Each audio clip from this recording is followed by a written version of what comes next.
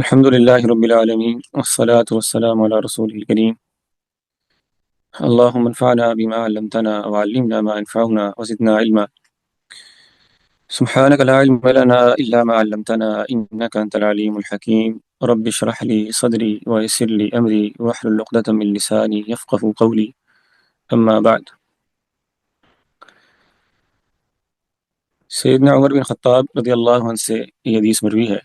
اللہ کے رسول علیہ الصلوۃ والسلام نے فرمایا: انما الاعمال بالنیات وانما لكل امرئ ما نوى فمن كانت هجرته الى الله ورسوله فهجرته الى الله ورسوله ومن كانت هجرته لدنيا يصيبها او امرأة يتزوجها فهجرته الى ما هاجر اليه. یہ حدیث کتب ستہ میں بھی ہے، دیگری مشہور صحاح میں، مسانید میں، سنن میں، سب کتابوں میں ہے. اور دلچسپ بات یہ ہے کہ یہ حدیث غرائب میں سے، افراد میں سے ہے. یعنی سیدنا عمر سے اس کو روایت کرنے والی ایک ہی شخصیت ہے، اور آگے ان سے روایت کرنے والے بھی ایک ہی شخص ہیں، اور آگے ان سے روایت کرنے والے بھی ایک ہی شخص ہیں. تینوں تابعین ہیں، یحییٰ بن سعید رحمہ اللہ. اور یحییٰ بن سعید سے اسے آگے روایت کرنے والے بہت سارے لوگ ہیں. بعد نے کہا 200 ہیں. سب سے زیادہ جو کہا گیا وہ 600 بھی کہا گیا کہ 600 افراد نے آگے ان سے بیان کیا. تو بہرحال یہ جو حدیث ہے اس کے اسنادی لطائف، اسنادی فوائد اس میں بہت سارے ہیں. اپنے معنی کے اعتبار سے یہ متواتر حدیث ہے. یعنی نیت اور اس سے متعلقہ جو حدیث ہیں یہ کتاب و سنت میں بہت زیادہ وارد ہوئی ہیں، اور قرآن مجید میں بھی اس متعلق بہت زیادہ تاکید کی گئی ہے. ہم بالکل مختصر وقت میں اس حدیث سے متعلقہ چند اصولی باتیں صرف ذکر کریں گے. میں چونکہ سفر پر ہوں تو اس لیے جتنا مجھ سے ہو سکا مختصر وقت میں اس حدیث کے متعلق ہم کچھ نہ کچھ کلام کر لیتے ہیں انشاءاللہ. پہلی بات یہ ہے کہ یہ جو حدیث ہے اس کی اہمیت علماء کے ہاں بہت زیادہ ہے. اس حدیث کو ان حدیث میں شامل کیا گیا جن کے بارے میں کہا گیا کہ ان پر اسلام کا مدار ہے. امام ابو داؤد رحمہ اللہ فرماتے ہیں کہ میں نے اللہ کے رسول صلی اللہ علیہ وسلم کی 5 لاکھ حدیث لکھی ہیں، اور ان 5 لاکھ حدیث میں سے میں نے اپنی کتاب سنن ابی داؤد میں 4000 حدیثیں یا 4800 حدیثیں وہ چن لی، منتخب کر لی. اس کے بعد کہتے ہیں کہ ایک شخص کے لیے ان میں سے 4 حدیثیں بھی کافی ہیں. یعنی 5 لاکھ حدیث میں سے 4000 حدیثیں سنن میں ہیں. وَيَكْفِي الْإِنسَانَ لِدِينِهِ مِنْ ذَلِكَ 4 حدیث، ایک انسان کے دین کے خلاصے کے طور پہ صرف 4 حدیث بھی کافی ہو جائیں گی. اور ان میں سے ایک حدیث کیا، انما الاعمال بالنیات. بعض علماء نے کہا، جیسے امام شافعی رحمہ اللہ ہیں، امام احمد رحمہ اللہ، انہوں نے کہا کہ یہ ان حدیث میں سے ہے جن پر اسلام کا مدار ہے. بعض نے کہا ان 2 حدیث میں سے ہے، بعض نے کہا ان 3 حدیث میں سے ہے، بعض نے کہا ان 4 حدیث میں سے. یعنی جس بھی عالم نے کوئی 2، 3 یا 4 حدیث کو منتخب کیا اس میں سے ایک انما الاعمال بالنیات کو رکھا ہے. وجہ اس کی کیا ہے؟ اس کی وجہ یہ ہے کہ جو اسلام ہے یہ 2 چیزوں کا نام ہے، ایک اخلاص اور دوسرا متابعت. اللہ تعالیٰ نے قرآن مجید میں فرمایا کہ ہم نے انسانوں کو پیدا کیا تھا کہ ہم یہ بات جان لیں کہ اس میں سے اچھا عمل کون کرتا ہے. لیبلوکم ایکم احسن عملا. یہ جو اچھا عمل اس سے مراد کیا ہے، اچھا عمل وہ ہوتا ہے جس میں اخلاص ہو اور جس میں متابعت یا موافقت پائی جائے. یہ پورے دین کا نام ہے. اور یہ دونوں باتیں 2 حدیث میں سمٹ جاتی ہیں. اخلاص جو ہے وہ یہ حدیث ہے انما الاعمال بالنیات، پہلی شرط. اور متابعت جو ہے دوسری حدیث ہے من احدث فی امرنا ھذا ما لیس منہ فہو رد. اس لیے علماء کہتے ہیں یہ 2 حدیث یہ پورا دین ہے. امام ابو عبید قاسم بن سلام رحمہ اللہ اور دیگر بہت سارے علماء نے بات کی. بہت سارے علماء نے اس حدیث سے اپنی کتب کا آغاز کیا، جس میں سر فہرست امام الفقہاء والمحدثین امام بخاری رحمہ اللہ. ابن رجب رحمہ اللہ کہتے ہیں کہ امام بخاری نے اس حدیث سے صحیح بخاری کا آغاز اس لیے کیا تاکہ وہ یہ بات بتلانا چاہتے ہیں کہ کوئی بھی عمل جو اللہ تعالیٰ کے لیے نہیں کیا جائے گا وہ ضائع ہو جائے گا. حدیث لکھنا، لکھانا، پڑھنا، پڑھانا یہ بہت بڑا عمل ہے. حالانکہ جو باب ہے آپ سب جانتے ہیں انشاءاللہ، طلبہ ہے کہ جو بدء وحی کا باب ہے، وحی کے آغاز کا باب، اس کی اس حدیث سے براہ راست کوئی مناسبت نہیں ہے، اگرچہ علماء نے مناسبات ذکر کی. لیکن سب سے صحیح بات یہی ہے کہ امام صاحب رحمہ اللہ نے اس کو بطور مقدمہ اپنی کتاب میں ذکر کیا ہے. صحیح بخاری میں کوئی مقدمہ نہیں ہے. شروع میں مقدمہ کیا ہوئی انما الاعمال بالنیات. گویا انہوں نے اپنے آپ کو بھی اور ہم سب طلبہ کو یہ بات سمجھائی ہے کہ کسی بھی عمل کے آغاز میں اپنی نیت کی اصلاح کرنی چاہیے۔ امام بغوی رحمہ اللہ نے شرح السنہ کا آغاز بھی اسی حدیث سے کیا۔ حافظ نووی رحمہ اللہ نے اپنی بہت ساری کتابوں کا آغاز اس حدیث سے کیا۔ اربعین نووی کا آغاز بھی، ریاض الصالحین کا آغاز بھی، کتاب الاذکار کا آغاز بھی۔ محدثین کے ائمہ میں سے ایک بڑے امام ہیں عبد الرحمن بن مہدی رحمہ اللہ۔ وہ کہتے تھے اگر میں کوئی کتاب لکھتا تو اس کتاب کے ہر باب کے شروع میں اس حدیث کو لکھتا، گویا ہر باب کے آغاز میں اپنی نیت کی اصلاح کی طرف اپنے آپ کو توجہ دلاتا۔ امام شافعی رحمہ اللہ کہتے ہیں کہ یہ جو حدیث ہے یہ فقہ کے 70 ابواب میں داخل ہوتی ہے۔ یعنی کیا معنی ہے کہ جب ہم فقہ پڑھتے ہیں تو فقہ کے بہت سارے مسائل ہیں، نکاح ہے، طلاق ہے، عتاق ہے، بیع کے مسائل ہیں، بہت سارے مسائل ہیں۔ اس میں جب تک قائل کی نیت کے بارے میں نہ سوال کیا جائے، اس کی نیت کے احوال کا علم نہ ہو تو مسئلہ حل ہی نہیں ہوتا۔ اس لیے نیت کا تعلق فقہ کے تقریباً ہر باب کے ساتھ ہے۔ پھر اس حدیث کی اہمیت کا اندازہ اس بات سے بھی ہوتا ہے کہ بہت سارے علماء نے مستقل اس حدیث کی شرح پر کتابیں لکھی ہیں۔ ابن تیمیہ رحمہ اللہ کا مستقل رسالہ ہے شرح حدیث انما الاعمال بالنیات۔ علامہ سیوطی کا ایک رسالہ ہے منتہی الاعمال، منتہی الاعمال فی شرح حدیث انما الاعمال، یہ اس طرح کا اس کا نام ہے، جس میں انہوں نے اس حدیث پر 180 سے زائد وجوہ سے کلام کیا۔ اور اس حدیث کی شرح پر ایک بہت جو شاندار اس کا مضان، یعنی ایک جگہ جہاں سے آپ اس کی شرح پڑھ سکتے ہیں، اس سے استفادہ کر سکتے ہیں، وہ حافظ عراقی رحمہ اللہ کی کتاب طرح التثریب ہے۔ طرح التثریب کے آغاز میں وہ یہ حدیث لے کر آئے اور اس حدیث کے تحت 100 فائدہ لے کر کیے انہوں نے۔ یہ ساری باتیں بیان کرنے کا مقصد کیا ہے کہ آپ کو یہ معلوم ہو کہ یہ کتنی بڑی حدیث ہے اور اس کی اہمیت کتنی زیادہ ہے۔ ٹھیک ہے کہ ائمہ جو ہیں اپنی کتب کا آغاز اس سے کر رہے ہیں اور اس کو اسلام کا مدار کہہ رہے ہیں اور اس کی شرح پہ کتابیں لکھ رہے ہیں، تو بہرحال یہ بہت عظیم شان حدیث میں سے۔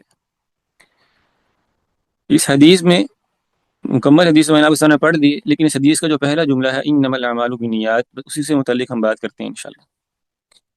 یہ جو جملہ ہے انما الاعمال بالنیات، آپ جانتے ہیں یہ کلمہ حصر ہے، حصر کا اسلوب ہے۔ انما کا معنی یہ ہوتا ہے کہ صرف یہی بات ہے، اس کے سوا کوئی بات نہیں ہو سکتی جو بات آگے کی جا رہی ہے۔ اور وہ کیا بات ہے کہ الاعمال بالنیات، ہر عمل وہ اپنی نیت کے ساتھ ہوتا ہے۔ اہل علم نے کہا کہ یہاں پر جو خبر ہے وہ محذوف ہے، یعنی عمل اپنی نیت کے ساتھ کیا ہوتا ہے؟ بعض نے کہا معتبر ہوتا ہے، بعض نے کہا مقبول ہوتا ہے۔ صحیح بات کیا ہے کہ یہ عموم ہے، یعنی ہر عمل اپنی نیت کے مطابق اچھا، برا، قبول یا رد، اعلیٰ یا ادنا یہ ہوتا ہے۔ یعنی جو انسان عمل کر رہا ہوتا ہے اس میں جیسی اس کی نیت ہوتی ہے ویسا اس کے عمل کا مول پڑ جاتا ہے۔ اس لیے ہم دیکھتے ہیں کہ بسا اوقات ایک ہی استاد سے ایک ہی کتاب پڑھنے والے، ایک ہی حلقے میں بیٹھنے والے 2 طلبہ ہوتے ہیں، لیکن یہ ممکن ہے کہ اللہ تعالیٰ کے ہاں ان کے مقام میں زمین اور آسمان جتنا فرق ہو سکتا ہے، خواہ ان کا ظاہری عمل بالکل برابر ہے۔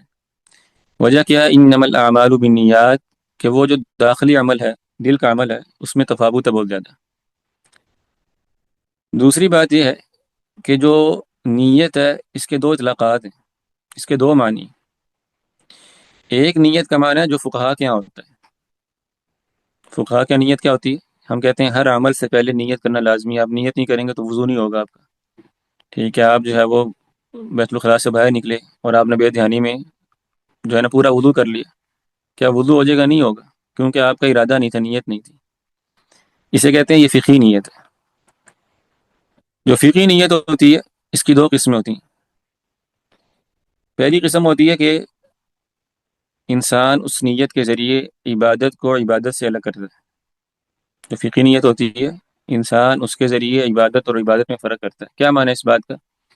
آپ نماز کے لیے کھڑے ہوئے ہیں، یہ ظہر کی نماز ہے یا عصر کی نماز ہے، یہ نفل ہے یا فرض ہے؟ کیسے معلوم ہوگا کہ یہ کون سی نماز ہے؟ اس فقہی نیت کے ذریعے۔ دوسری قسم ہوتی ہے کہ انسان اس فقہی نیت کے ذریعے عبادت میں اور عادت میں فرق کرتا ہے، جس کی مثال میں نے پہلے دی کہ آپ نے جو بھی منہ دھویا ہے، بازو دھوئے ہیں، پاؤں دھوئے ہیں، یا آپ نے عادتاً دھو لی ہیں ٹھنڈک حاصل کرنے کے لیے، نشاط پانے کے لیے، یا آپ نے اللہ تعالیٰ کی عبادت کرتے ہوئے کیا، تو جو فقہی نیت ہوتی ہے اس کے 2 فائدے ہوتے ہیں کہ انسان جو عمل کر رہا ہے یہ عبادت ہے یا عادت ہے۔ اگر یہ عبادت ہے تو کون سی عبادت ہے؟ اور اس کے جو مسائل ہیں وہ بے شمار ہیں. جو نیت کے احکام ہیں فقی اعتبار سے یہ بہت زیادہ ہیں. جیسے میں نے ذکر کیا امام شافعی فرماتے ہیں کہ یہ اس فقہ کے 70 ابواب میں داخل ہے. تو یہ بہت تفصیلی بات ہے. اس کے احکام و مسائل بہت طویل ہیں اور وہ ہمارا مقصود نہیں ہے. نیت کا جو دوسرا معنی ہے اس پر ہم بات کریں گے. وہ اصل میں کیا ہے؟ اسے اہل سلوک اور اہل دل وہ ذکر کرتے ہیں. وہ معنی کیا ہے؟ جس کو ہم کہتے ہیں اخلاص. کہ انسان یہ عمل کیوں کر رہا ہے. فقہی نیت کیا ہوتی ہے؟ یہ عمل کیا کر رہا ہے. یہ جو نیت ہے جس کا معنی جس کو ہم اخلاص سے تعبیر کریں ہیں کہ انسان کوئی بھی عمل وہ کیوں کر رہا ہے.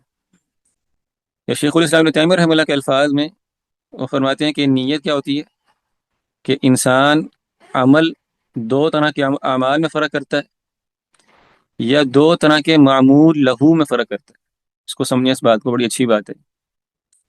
ایک ہے کہ آپ عمل کیا کر رہے ہیں. نماز ہے، فجر ہے، ظہر ہے، عصر ہے، سنت ہے، نفل ہے. یہ ہے کہ آپ عمل کیا کر رہے ہیں.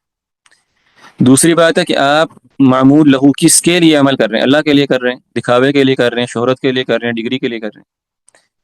جو پہلی قسم ہے یہ فقہی نیت ہے کہ آپ عمل کیا کرنے جا رہے ہیں. اور جو دوسری قسم ہے یہ آپ کہہ لیں عقدی یا قلبی نیت ہے. یہ اخلاص ہے کہ آپ یہ عمل کس کے لیے کرنے جا رہے ہیں. آپ کا معبود کون ہے، معمول لہو کون ہے. اور یہ جو نیت ہے یہ بہت عظیم الشان اس کا مقام ہے. یہ پیچھے ہم نے جتنی بھی باتیں کی تھی کہ علماء کہتے ہیں اسلام کا مدار ہے اس حدیث پر، اور دیگر بہت ساری باتیں، وہ ساری نیت کے اس معنی سے متعلق ہیں. قرآن مجید میں اس نیت کو ارادے کے لفظ سے تعبیر کیا گیا. قرآن مجید میں لفظ نہیں آیا نیت کا اس معنی میں. قرآنی اصطلاح میں ارادہ اور ابتغاء یہ الفاظ استعمال ہوئے ہیں. ومن اراد الآخرۃ وسعى لها سعيها وهو مؤمن فأولئك كان سعيهم مشکورا. جسے آخرت چاہیے یعنی جس کی نیت کی ہے آخرت. من كان يريد الحیاۃ الدنیا وزینتها نوفی الیہم اعمالهم فیہا وهم فیہا لا یبخسون. اور بھی اس طرح کے بہت سارے الفاظ. اس طرح ابتغاء کا لفظ بھی آیا الا ابتغاء وجہ ربہ الاعلی. ٹھیک ہے، تو ابتغاء اور ارادہ یہ قرآن مجید میں نیت کے ہم معنی الفاظ ہیں. خلاصہ کیا ہے ان سارے الفاظ کا کہ انسان کو جو بھی عمل کرنا چاہیے اس کو یہ دیکھنا چاہیے کہ وہ یہ عمل کیوں کر رہے ہیں. انسان ہر عمل کرنے سے پہلے یہ سوال کرے اپنے آپ سے کہ اس نے یہ عمل کیوں کرنا ہے. کیا کوئی معاشرتی رسم و رواج کے طور پہ اس نے کرنا ہے؟ کیا اس نے دنیا میں کوئی منصب پانے کے لیے یہ عمل کرنا ہے؟ کیا اس کو تعریف چاہیے، اس کو شہرت چاہیے، اور دیگر اس طرح کی جو باتیں ہیں اس کے پیش نظر رہنی چاہیے. اس مسئلے پر ایک بہت اچھی کتاب ہے ابن ابی دنیا رحمہ اللہ کی، الاخلاص والنیہ کے نام سے. اخلاص کا جو معاملہ ہے اس کے بارے میں علماء نے اس کی بہت ساری تعریفات کی. یہاں آپ کو یہ بات سمجھنی چاہیے کہ کسی بھی چیز کی بالضبط تعریف کرنا یہ کوئی کمال نہیں ہے، نہ یہ مقصود ہونا چاہیے. یہ جو بات ہے یہ مناطقہ کی طرف سے ہمارے یہاں داخل ہوگی کہ ہم ہر چیز کی تعریف کرنے بیٹھ جائیں. جو شرعی مفاہیم ہوتے ہیں وہ اہل شریعت کے یہاں معلوم شدہ ہوتے ہیں، ان کے ذہنوں میں پختہ ہوتے ہیں. تو اخلاص جو ہے ایک معلوم شدہ چیز ہے کہ اخلاص کیا ہوتا ہے. میں اب اس کو اس کی تعریف کرنے بیٹھ جاؤں کہ یہ اخلاص ہوتا ہے تو یہ بات کو جانے والی بات ہے.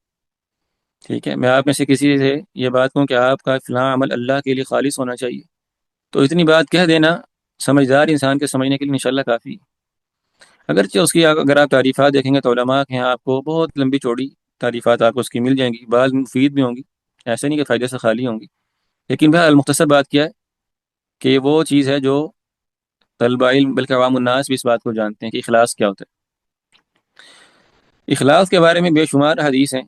صرف ایک حدیث اس مسئلے میں سمجھ لینا یا اس پر غور کر لینا کافی ہے، اور وہ حدیث ہے سیدنا ابو ہریرہ رضی اللہ عنہ کی مشہور حدیث، صحیح مسلم میں ہے، دیگر بہت ساری کتابوں میں. کہ ایک تابعی ان کے پاس آئے اور ان سے آ کر کہا کہ ابو ہریرہ رضی اللہ عنہ سے کہا کہ آپ مجھے ایسی حدیث سنائیں جو آپ نے اللہ کے رسول علیہ الصلوۃ والسلام سے سنی ہو. تو ابو ہریرہ رضی اللہ عنہ نے حدیث سنانی شروع کی تو آپ بے ہوش ہو گئے. اس کے بعد جب آپ کو ہوش آیا گیا تو آپ نے پھر وہ حدیث سنانی شروع کی، آپ دوبارہ بے ہوش ہو گئے. اس کے بعد تیسری دفعہ بھی ایسا ہی ہوا اور پھر آپ نے وہ حدیث سنائی. وہ حدیث کیا ہے؟ حدیث بڑی معروف ہے. اصل میں بات کیا ہے؟ فذکر ان نفعت الذکری. باتیں ہم سب کو پتہ ہوتی ہیں، مجھے بھی پتہ ہے، آپ سب کو بھی انشاءاللہ پتہ ہے. لیکن یہ ہمارا شرعی مقصد بھی ہے، ہماری ضرورت بھی ہے کہ ہم ان باتوں کو بار بار مذاکرہ کریں، ایک دوسرے کو سنائیں، کیونکہ انسان بھلکڑ بھول جاتا ہے نا. تو اس لیے یہ جو حدیث آپ کئی دفعہ سن چکے ہیں، میں ایک دفعہ دوبارہ آپ کو سنا دیتا ہوں۔ ممکن ہے کہ اس دفعہ سننے سے کوئی بھائی اس پہ غور کرے جیسے اس نے پہلے غور نہ کیا۔ تو حدیث کیا، اللہ کے رسول علیہ الصلوۃ والسلام نے فرمایا، ان اول الناس یقضى یوم القیامۃ علیہ رجل استشہد فأتی به فعرفہ نعمہ فعرفہ۔ قیامت کے دن جن تین لوگوں سے سب سے پہلے حساب کتاب کیا جائے گا، اور بعض حدیث میں الفاظ ہیں جن تین لوگوں سے جہنم کو بھڑکایا جائے گا، اس میں پہلا بندہ وہ ہوگا جس نے اللہ کے راستے میں داد شجاعت دیتے ہوئے موت کو گلے سے لگایا ہوگا، شہید ہوا ہوگا۔ اللہ تعالیٰ اس کو بلائیں گے، اس کو اپنی اس عظیم نعمت یاد کروائیں گے، وہ پہچان لے گا اس کو۔ اللہ تعالیٰ فرمائیں گے، ما عملت فیہا قال قاتلت فیک حتی استشہدت قال کذبت ولکنک قاتلت لأن یقال جریء۔ اللہ تعالیٰ کہیں گے تم نے میرے لیے کیا کیا دنیا میں؟ وہ کہے گا اللہ آپ کے لیے جان لٹا دی ہے میں نے۔ اللہ تعالیٰ فرمائیں گے تو جھوٹ بولتا ہے، تو نے اس وجہ سے جہاد کیا کہ تجھے کہا جائے بہت بہادر ہے، فقد قیل، اور کہہ دیا گیا۔ ثم امر به فسحب على وجهه حتى القي في النار۔ پھر اللہ تعالیٰ کہیں گے کہ اس کو جہنم میں پھینک دو، تو اس کو چہرے کے بل گھسیٹ کر جہنم میں ڈال دیا جائے گا۔ دوسرا بندہ ہوگا ورجل تعلم العلم وعلمہ وقرأ القرآن۔ یہ جو ہے یہ ہم سب کے لیے اللہ تعالیٰ ہم سب کو معاف فرمائے، ہمارے ساتھ آسانی کا معاملہ فرمائے۔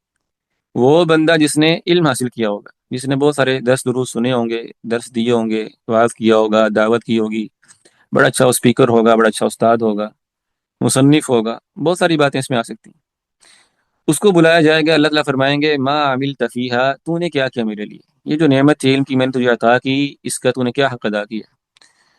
وہ کہے گا تعلمت العلم وعلمتہ وقرأت فیک القرآن۔ اے اللہ سارا علم، سارا قرآن پڑھنا پڑھانا آپ کے لیے تو تھا، آپ کی خاطر کیا جو کچھ کیا۔ اللہ تعالیٰ کہیں گے کذبت ولکنک تعلمت العلم لیقال عالم وقرأت القرآن لیقال قارئ۔ تو جھوٹ بولتا ہے، تو نے علم اس لیے حاصل کیا کہ کہا جائے بہت اچھے عالم تھے، بڑی اچھی بات کرتے تھے، بڑا ان کا اچھا انداز گفتگو تھا، ان کی باتیں سن کے دل پگھل جایا کرتے تھے، ٹھیک ہے، اور بڑا اچھا قرآن پڑھتے تھے، سبحان اللہ، ان کے پیچھے ہم تراویح پڑھتے تھے تو مزہ آ جایا کرتا تھا، ٹھیک ہے، ان کے پیچھے رونا بہت آتا تھا۔ اس طرح کی باتیں تیرے ذہن میں ہوتی تھی، اور تب تو مصلی پہ، مسند پہ، ممبر پہ آگے ہوا کرتا تھا۔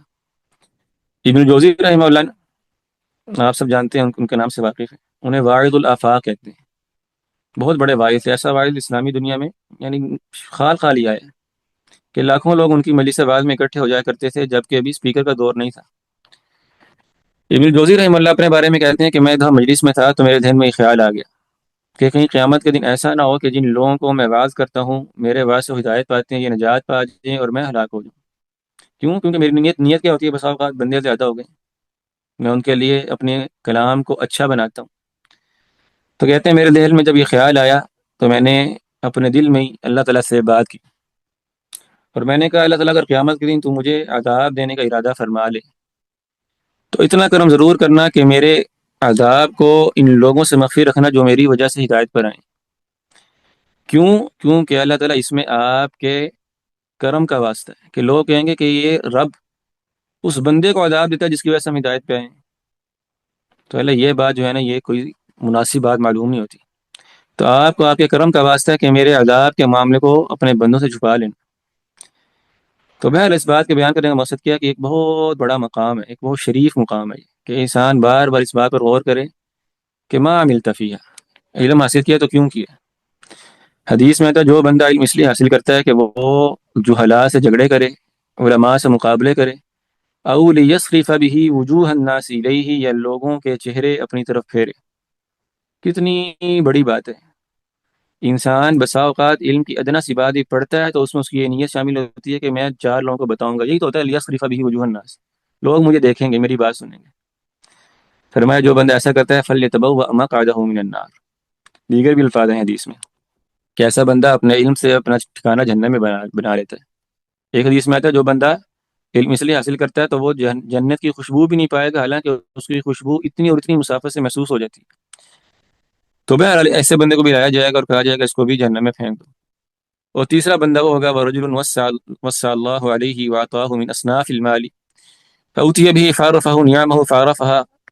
ایک ایسا بندہ جس کو اللہ نے بہت سارا مال و دولت سے نوازا تھا، اس کو لایا جائے گا اور اس سے بھی یہ سارے انعامات یاد کروائے جائیں گے، اور وہ کہے گا جی یہ سارے انعامات اللہ آپ نے مجھ پر کی، تو کہے گا میں نے آپ کے راستے میں خرچ کیے، میں نے تو بڑے لمبے لمبے دسترخوان لگائے افطاری کے، ٹھیک ہے، میں نے تو یتیم خانہ کھولا ہوا تھا، اور میں تو جو ہے نا بہت لمبے اس طرح کے معاملات تھے میرے، ویلفیئر فاؤنڈیشن تھا میرا، تو میں نے بھی اللہ کے راستے میں بہت کام کیے، بڑی چیریٹی، بڑے صدقات و خیرات، بڑے مدارس کو میں نے کندھا دیا ہوا تھا۔ کیوں دیا ہوا تھا؟ کذبت ولکنک فعلت لیقال هو جواد، صرف اس لیے کہ کہا جائے حضرت صاحب بہت بڑے سخی ہیں، ان کے پائے کا تو بندہ ہی کوئی نہیں، یہ تو حاتم طائی ہیں اس دور کے، تو اس بندے کو بھی جہنم میں پھینک دیا جائے گا۔ اب آپ اندازہ لگائیں کہ یہ تین لوگ وہ ہیں جو اعمال کی معراج پر ہیں: عالم دین، طالب علم، سخی، اللہ کے راستے میں خرچ کرنے والا، اور اللہ کے راستے میں جان دے دینے والا شہید مجاہد۔ ان تین لوگوں سے زیادہ شریف، عظیم انسان کوئی نہیں ہو سکتا، اور جہنم کو انہی تین لوگوں سے بھڑکایا جائے گا۔ تو پھر کیا سمجھتے ہیں کہ انما الاعمال بالنیات، اس لفظ کا کیا ہیبت اور کیا مقام ہے؟ ہم جب یہ حدیث سنیں تو ہمارے دل پر یہ دو طرح کے احوال گزرنے چاہیے، کیا کہ شہید کا، عالم کا اور سخی کا اللہ کے یہاں کیا مقام ہوتا ہے، اور اتنے بڑے مقام والا بندہ صرف اس ضابطے پر کہ اس کا عمل اس کی نیت کے مطابق ہوگا، اگر پورا نہیں اترتا تو جہنم کا پہلا ایندھن وہ بندہ بن جاتا ہے۔ یہی وجہ کہ ابو ہریرہ رضی اللہ عنہ 3 دفعہ یہ حدیث سناتے ہوئے بے ہوش ہوئے، اور بعد میں یہ حدیث جب سیدنا معاویہ رضی اللہ عنہ تک پہنچی تو ان پر بھی بے ہوشی طاری ہو گئی۔ جب انہیں ہوش آیا تو فرمانے لگے صدق اللہ ورسولہ، قال اللہ عز وجل من كان يريد الحیاة الدنیا وزینتها نوفی الیہم اعمالهم فیہا وهم فیہا لا یبخسون۔ یہ اللہ کے رسول علیہ السلام نے سچ فرمایا، قرآن مجید میں بھی یہی بات ہے کہ جو بندہ نیک عمل کے ذریعے دنیا چاہتا ہے تو دنیا میں اس کو پورا پورا بدلہ دے دیا جائے گا، اور اس کو کوئی یعنی کمی نہیں کی جائے گی دنیا میں۔ دنیا میں جو تعریف اس کو مل جائے گی، شہرت مل جائے گی، پیسہ مل جائے گا، کافی ہو جائے گا، آخرت کے لیے اس کا کوئی حصہ اس میں باقی نہیں رہے گا۔ اچھا، یہاں پر ذرا سا فقہی اعتبار سے بھی اس مسئلے کو سمجھ لیں کہ یہ جو ریا ہے، یعنی اخلاص کے بالمقابل کیا ہوتا ہے؟ ریا ہوتا ہے۔ اعمال میں ریا کا در آنا، یہ بات تو طے شدہ کہ عمل کو برباد کرتا ہے یا خراب کرتا ہے، لیکن کیا ہر طرح کا ریا ہر طرح کے عمل کو برباد کر دیتا ہے؟ مختصراً اس مسئلے کو سمجھ لیں فقہی اعتبار سے۔ جو ریا ہوتا ہے نا، اس کی بہت ساری اقسام ہوتی ہیں۔ ریا کی پہلی قسم ہے جسے ہم کہتے ہیں ریا محض۔ ریا محض کیا ہوتا ہے کہ انسان عمل ہی سراسر غیر اللہ کے لیے کر رہا ہے، اس کا ویلفیئر فاؤنڈیشن کھولنے کا کوئی مقصد نہیں ہے سوائے اس کے کہ اس نے اپنے آپ کو ٹیکسوں سے بچانا ہے، بطور مثال، یا اس نے جو ہے اور کوئی اس کا ایسا دنیاوی مقصد ہے، اس نے اللہ کی عبادت کرتے ہوئے تعبداً کوئی نیکی نہیں کی، یا اور بھی جو اس طرح کے مقاصد اس نے قرآن مجید کی تلاوت کی ہے صرف اپنی آواز سنوانے کے لیے، یا صرف کسی خاص مقابلے میں جیت جانے کے لیے، وغیرہ وغیرہ۔ تو جو ریا محض ہے یہ تو بالاتفاق اجماعی بات ہے کہ یہ کیونکہ غیر اللہ کے لیے، تو اللہ تعالیٰ کے یہاں اس کا کوئی اجر نہیں، بلکہ الٹا وبال ہے، یہ عمل کو برباد کر دینے والے۔ ریا کی دوسری قسم ہوتی ہے جو انسان عمل تو کرتا ہے اللہ کے لیے بھی اور ساتھ غیر اللہ کے لیے بھی، یہ عمل اللہ کے لیے بھی ہے اور کسی اور کے لیے بھی ہے، دکھاوے کے لیے بھی ہے۔ جیسے ہی آپ کو معلوم ہوا کہ سامنے اسپیکر لگا ہوا ہے اور سامنے اچھا سا مائک کا ریکارڈنگ ہو رہی ہے، تو بڑی اچھی طرح انسان نے تلاوت شروع کر دی، بڑا اچھا درس دینا شروع کر دیا، کیوں کہ بعد میں نشر ہو جائے گا، لوگ بڑی سنیں گے، تعریف کریں گے، واہ واہ کریں گے۔ تو عمل کے ابتداء میں ہی کیا نیت تھی؟ شہرت کی بھی، فالوورز بڑھانے کی بھی، سبسکرائبرز بڑھانے کی بھی، چندہ کرنے کی بھی۔ اب جیسے ہوتا ہے نا، لوگ نیا ادارہ بناتے ہیں تو کسی ایسے بندے کو بلاتے ہیں جو اللہ اس کے رسول کا دشمن ہوتا ہے واعظ کے روپ میں، لیکن صرف اس لیے بلاتے ہیں تاکہ چندہ اچھا ہو جائے، بلاتے ہیں کہ نہیں بلاتے؟ لوگ کہتے ہیں بھائی اس وہ آیا تو اتنے لاکھ اکٹھا ہو گیا، اگر ہم فلاں حضرت صاحب کو محدث کو بلاتے تو لوگ ہمیں چندہ ہی نہ دیتے۔ اب یہ جو عمل ہے جو غیر اللہ کے لیے کیا گیا، خواہ اس میں کہیں نہ کہیں اللہ تعالیٰ کا حصہ بھی ہو، لیکن یہ بھی ریا ہے، اس سے بھی عمل برباد ہو جاتا ہے۔ حدیث میں آتا ہے من عمل عملا اشرک فیہ معی غیری ترکتہ وشرکہ، جو انسان ایسا عمل کرتا ہے جو میرے لیے بھی کرتا ہے اور میرے ساتھ کسی اور کے لیے بھی کرتا ہے، ابتداء نیت ہی ایسی کرتا ہے، تو میں اس کو اور اس کے جس کے لیے اس نے عمل کیا ہوتا ہے دونوں کو ترک کر دیتا ہوں۔ قیامت کے دن کہا جائے گا جاؤ جس کے لیے عمل کیا تھا اس سے لے لو۔ تیسری عمل کی قسم ہوتی ہے کہ انسان ریا کی قسم ہوتی ہے کہ انسان عمل تو خالص اللہ کے لیے ہی شروع کرتا ہے، ارادہ بھی اس کا اللہ کی رضا ہی ہوتی ہے، جنتی ارادہ ہوتا ہے، لیکن دوران عمل شیطان آ جاتا ہے، اور یہ ہم سب کے ساتھ ہوتا ہے، بہت دفعہ ایسا ہوتا ہے۔ انسان چاہتا تو ہے عمل اللہ کے لیے کرنا ہی، اس نے حاصل کرنا شروع کی اللہ کے لیے، نماز شروع کی اللہ کے لیے، حفظ کرنا شروع کی اللہ کے لیے، کوئی بھی نیک عمل اس نے کیا، ارادہ کیا تھا اللہ کو راضی کرنا، لیکن چونکہ شیطان چھٹی پر نہیں ہے تو درمیان میں داخل ہو جاتا ہے۔ اسے کہتے ہیں ریا الطاری، جو ریا عمل کے درمیان میں انسان کو تنگ کرتا ہے کہ وسوسہ پیدا ہوتا ہے کہ فلاں دیکھ رہے عمل اچھا کر لو، درمیان میں جو ہے نا یہ نیت بھی شامل کر لو۔ یہ جو ریا ہے نا اس کی بہت ساری قسمیں ہوتی ہیں۔ پہلی قسم یہ ہوتی ہے کہ انسان کے عمل میں ریا داخل ہوا، لیکن انسان نے اعوذ باللہ پڑھ لیا، انسان نے اس کے ساتھ مقابلہ کیا، اس کو دور کر دیا۔ انشاءاللہ یہ جو ریا ہے انسان کو نقصان نہیں پہنچائے گا۔ آپ نے کوئی عمل شروع کیا، درمیان میں ریا داخل ہوا، لیکن آپ نے اپنی نیت کی اصلاح کر لی۔ جیسے محدثین کہتے ہیں کہ الحدیث الواحد یحتاج الی نیات، کہ ہم حدیث سنانا شروع کرتے ہیں یا سننا شروع کرتے ہیں تو درمیان حدیث کے شیطان آتا ہے، ہم اس کو دفع کر دیتے ہیں، دور کر دیتے ہیں، پھر شیطان آتا ہے پھر اس کو دور کر دیتے ہیں، اور ہم اپنی نیت کی تجدید کرتے ہیں بار بار۔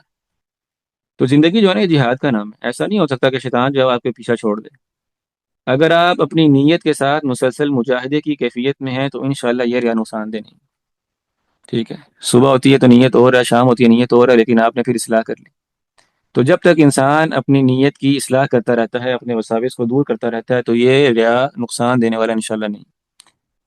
دوسری قسم ہوتی ہے کہ انسان کے عمل کے دوران ریا داخل ہوا اور اس نے اس وسوسے کو، اس ریا کے شبہے کو سینے سے لگا لیا، اس کو دور نہیں کیا، اس کو اپنے دل میں مستحکم کر لیا۔ اب ایسا جو ریا، اس کی آگے مزید پھر دو قسمیں عمل کے اعتبار سے۔ بعض اعمال ایسے ہوتے ہیں جو شروع سے لے کے آخر تک ایک ہی قسم، ایک ہی عمل ہے، جیسے نماز ہے نا۔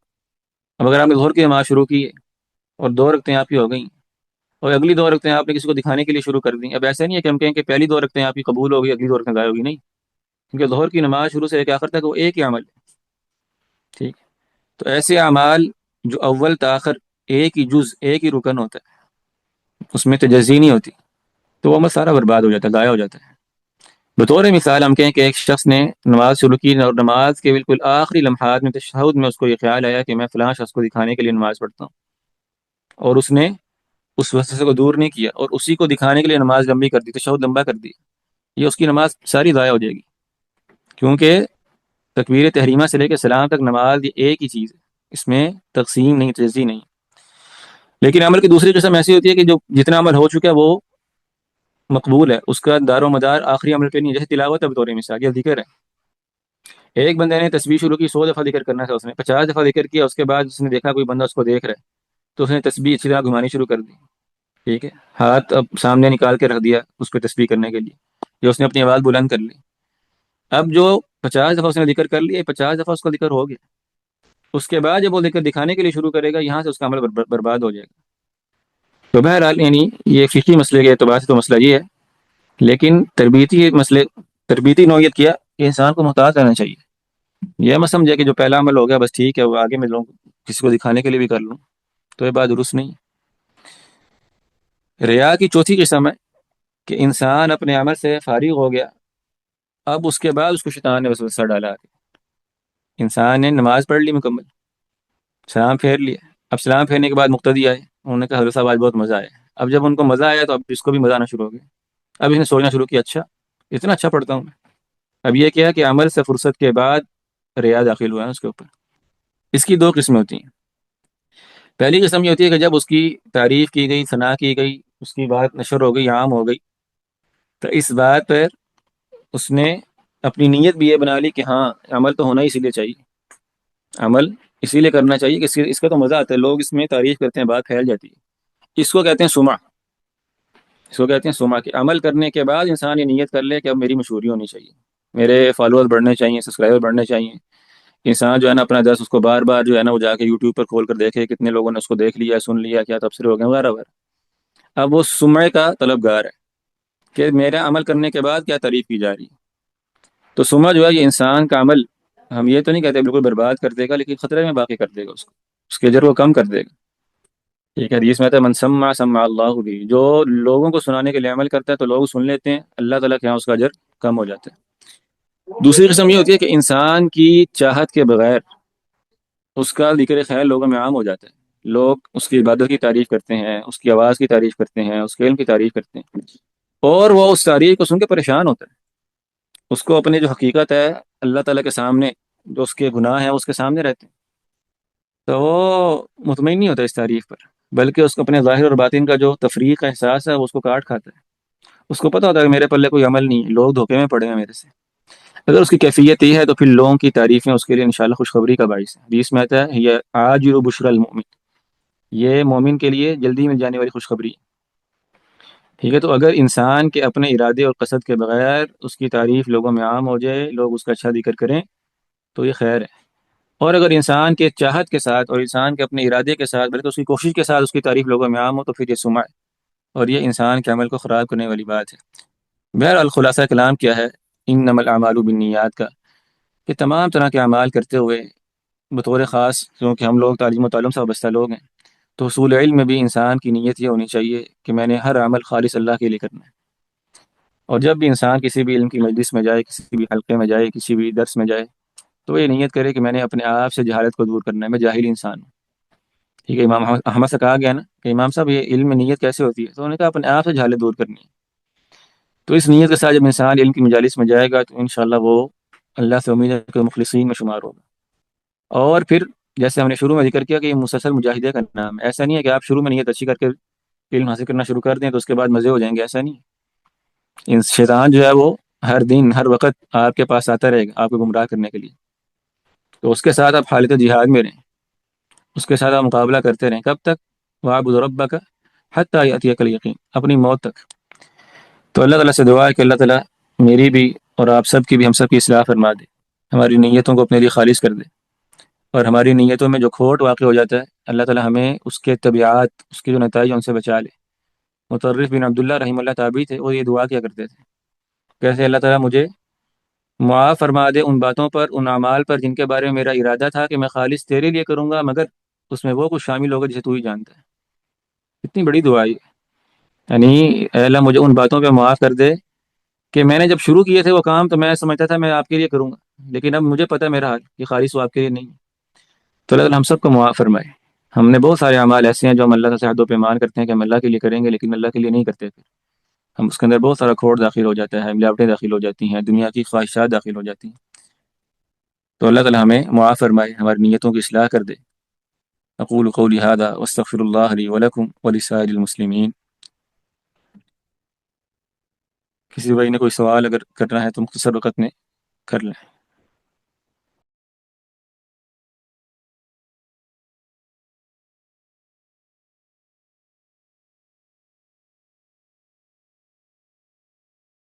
کہہ رہے ہیں چار احادیث کون سی؟ جو چار حدیث ہیں، ایک تو انما الاعمال بالنیات ہے، دوسری ہے من عمل عملا لیس علیہ امرنا فهو رد، تیسری ہے الحلال بین والحرام بین وبینہما امور مشتبہات.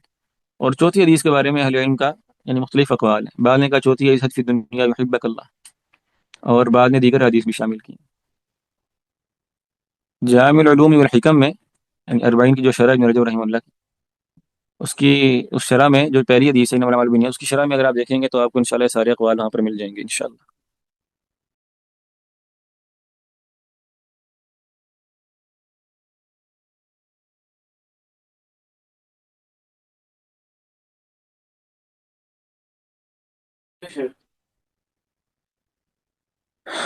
ایک معاملے میں ہمیں اگر کوئی ایسا شخص جس کے بارے میں آپ کو علم ہو کہ وہ ایسے پیروں کے یہاں جاتا ہے اور پھر ہماری ایسے شخص کی صحت یابی کے لیے دعا کی جا سکتی ہے، مگر اس کی ہدایت کے لیے دعا کرنا زیادہ ضروری ہے. یعنی آپ اس کے لیے دعا کریں کہ اللہ تعالیٰ اس کو ہدایت دے دے. اہل حدیث علماء سے دعائیں صحت اور نفرت کروائی جا سکتی ہے، جی کروائی جا سکتی ہے، کیوں نہیں کروائی جا سکتی. کسی بھی نیک انسان سے جس کا عقیدہ ٹھیک ہو، عمل اچھا ہو، اس کو دعا کے لیے کہا جا سکتا ہے.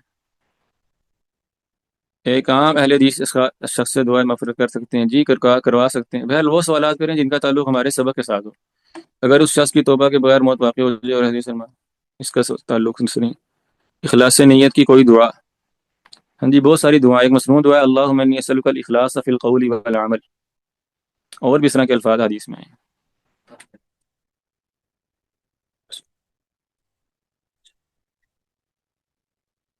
اگر نیت یا ہو کو جتنا علم بڑھے گا اللہ تعالیٰ کے ہاں درجہ بلند ہوگا. ہاں جی یہ نیت، یہ تو اصل نیت ہے نا، اللہ کا درجہ بلند ہوگا. اگر انسان نے تمام زندگی کے اعمال ریاکاری میں گزارے ہوں تو مترف کی دعا کفایت ہو جائے گی. دعا قبول کرنا اللہ تعالیٰ کا کام ہے، کیا پتہ کہ اس دعا کرنے میں اس کی نیت ٹھیک ہے کہ نہیں. ٹھیک ہے، تو کفایت کوئی چیز نہیں ہوتی، مرتے دم تک کفایت نامی چیز نہیں ہوتی، جہاد ہی ہوتا ہے صرف. بس انسان گرتے پڑتے عمل کرتا رہے جب تک موت نہیں آتی. یہ میں سمجھیں کہ کوئی ایسا ٹوٹکا ہے جس سے سب کچھ ٹھیک ہو جاتا ہے. سب کچھ ٹھیک نہیں ہوتا انسان کے لیے کبھی. طالب علم کے لیے کوئی کتاب تجویز کرتے ہیں. بہت ساری کتابیں ہیں جو الاخلاص والنیہ ابن ابی دنیا رحمہ اللہ کی، وہ کتاب پڑھیں انشاءاللہ، بہت مفید ہے. مسجد میں پیسے صدقہ وغیرہ سامنے کر سکتے ہیں جی، عمل کو دکھا کے کر سکتے ہیں. یعنی ریا دل سے اس کا تعلق ہے. اس کا مطلب نہیں کسی کے سامنے عمل نہیں کرنا. کسی کے سامنے تو عمل کرنا ہے، باجماعت نماز پڑھنے سامنے ہی پڑھنی ہے. تو لوگوں کے سامنے عمل کیا جا سکتا ہے، لیکن دل میں یہ نہ ہو کہ میں لوگوں کے لیے کر رہا ہوں. بس یہ بات. چلیں، سبحانک اللہم وبحمدک، اشہد ان لا الہ الا انت، استغفرک واتوب الیک. السلام علیکم ورحمۃ اللہ وبرکاتہ. العلم قال الله قال رسوله قال الصحابة هم أولو العرفان، ما الدين نصبك للخلاف سفاهة بين الرسول وبين قول فلان.